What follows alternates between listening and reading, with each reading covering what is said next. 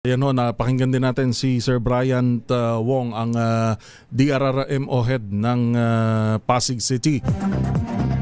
Samantala, dako naman ho tayo sa mula Pasig. Baba tayo sa Southern Metro Manila. Mahigit sa 800 katao naman ang inilikas dito ho sa Pasay City dahil sa pagbaha pa rin. Detalye ng balita, RH15, Giselle Ricafort. Giselle. Yuel, patuloy sa paglilikas ng mga residente ang lokal na pamahalaan ng Pasay dahil nga sa pagbaha na dulot ng walang patid na pag-ulan. Ayon sa LGU, 821 katao o 228 pamilya ang dinala sa mga evacuation center mula sa iba't ibang apektong barangay. 70 pamilya na mula sa barangay 157 at barangay 162 hanggang 165 yung nanunuluyan muna ngayon sa Apelo Cruz Elementary School. Ilan naman sa mga residente sa barangay 183 yung isinakay na sa bangka kabilang yung ilang mga bata para dalhin na muna sa mga evacuation centers.